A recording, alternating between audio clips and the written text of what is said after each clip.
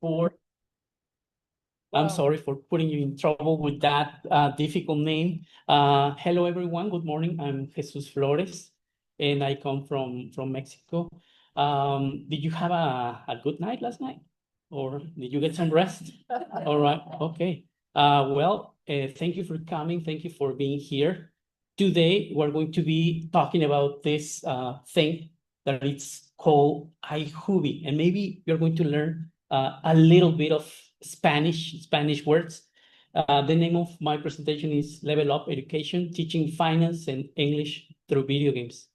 Just a little bit of context. I teach a class in college level. It's called Business Communication.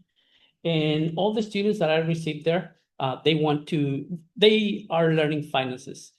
And when I ask them if they know about personal finance, like how to handle them, they're like, I don't know what you're talking about. So they're studying administration, but when we get to talk about personal finance, it's like, oh, no, we don't know what you're talking about. And in this case, what I did, I created this model to teach finance by playing video games. And now, let me ask you one question, and I want you to take out your phones and scan that QR code, please. And the question, let me read the question for you guys. It's, have you ever played a game and learned something without realizing it? And there are four options. Option A says, yes, many times. Learning sneaks in when the game is fun. Option B, once or twice. I can remember a few aha moments. Option 3, not really sure. I play, but I don't notice the learning. And the last option, option D, no, games are just for fun, and that's totally fine too. All right, so please select one choice, and I want to see like the interaction there. Let me show you the results because we have 7 votes.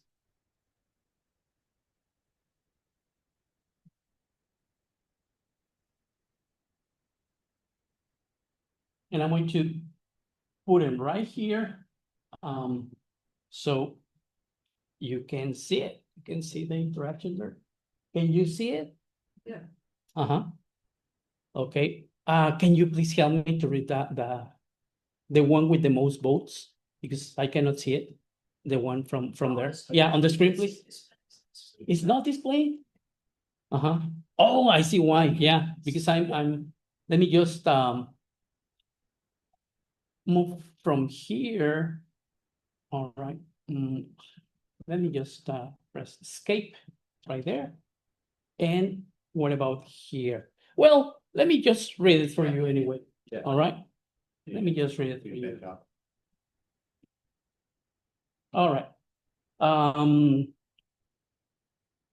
Basically, let me just read the results to you guys. And it says 67% says yes many times.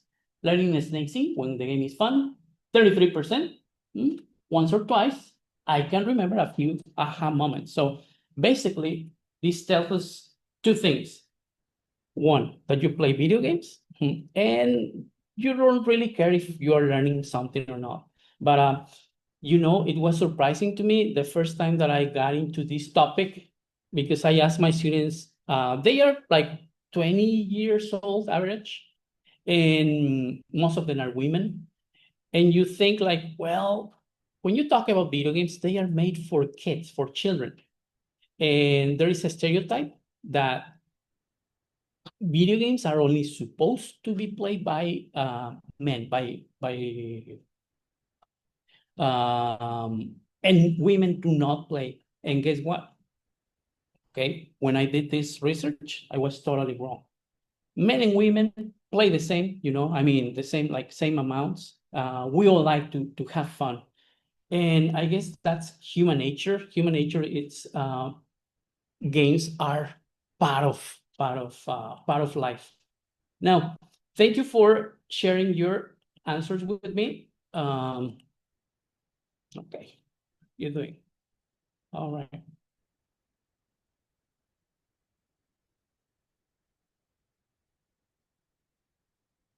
Okay. Now, sorry, the computer is a little bit slow. I think it's kind of struggling. Ah, yeah, well, let me try that. Ah, thank you. Thank you for that. So this is a question that I ask my students. What if teaching finance and English felt like playing your favorite game? So I started gathering some information about video games, and I found that there is one game that it's for free. The students can play it for free. There is no need to install like anything at all in your computers. And the thing that it helps that video games help is that I found out that teaching finance and English presents two major challenges. Basically, the first one is low motivation and language barriers. I struggle with that, like because my students want to talk Spanish in class, and I say like, no, this is an English class. We should be speaking English. And also, the traditional methods, we can find that they usually fail. And I wanted to motivate my students to learn finances. And for that reason, I came up with this idea. I said, okay, I'm going to use a video game to teach them finance. And the name of the video game is called The Payoff, right? Something wrong with that. Yeah. Yeah, I think it's stuck because I mean another Yeah, let me just see.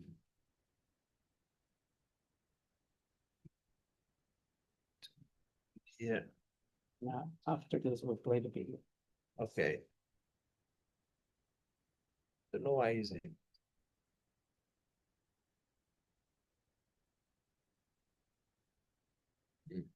Very strange.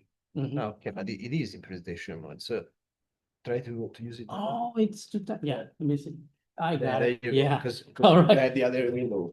Thank you. So anyway, students were struggling with academic English, and what I found out is that traditional methods often fail, often lack the dynamic interaction of today's students' needs.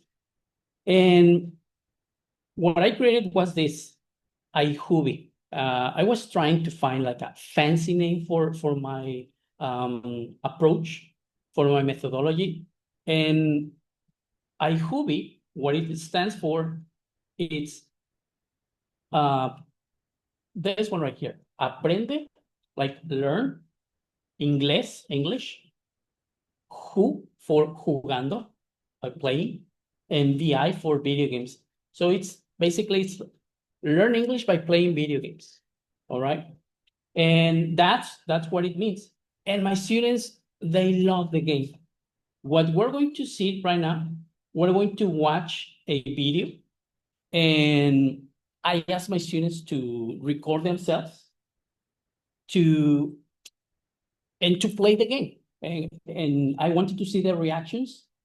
And they sent me dozens of those videos. They were having fun. And you know what's interesting is that I didn't promise them like anything at all. I didn't promise them like, hey, I'm gonna give you extra points or if you play. I just say like, totally, if you are into learning personal finance, just play the video game, take a 5-second video clip, and send it to me.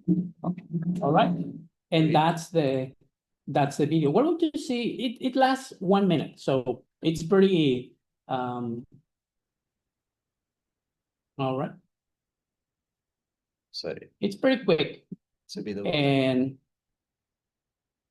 with this video, I just wanted to show to you that students love it. Students were having fun. And yeah.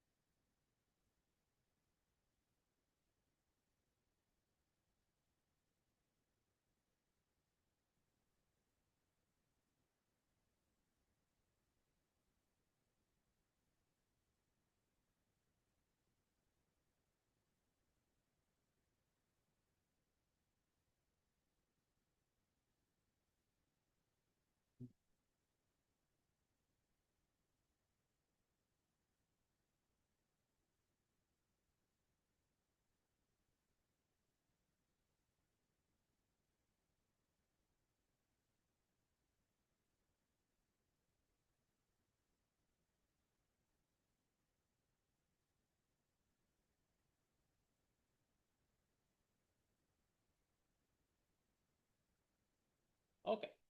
So as you could tell from the video, students were having fun. And that is one thing about a good thing about the game is that they can learn outside the classroom and they can be playing the video game. And the instructions are very easy, very basic. You tell them, you know, the idea with this game is that you have to learn about personal finances by facing real life situation. And the students, they told me that they were enjoying this idea. Now, I created this model using these guys as a reference, the Benito and Salinas, and also based on constructivism, because we usually, when we talk about video games, that's one of the main pedagogic currents that we talk about, which is constructivism. So the 4 stages for designing this model are basically these ones right here. The first idea is to prepare the ground. What do I mean by that? In case that you want to implement video games in your room, you have to be ready. You have to get all the information together, like what technical difficulties am I going to face, the type of video game that I am going to play, the audience, the target or the objective. After that, when you have everything ready for your students to play, you have to activate prior knowledge, right? So what I mean by activate prior knowledge, basically, what do I know about personal finance? Then the second question is, what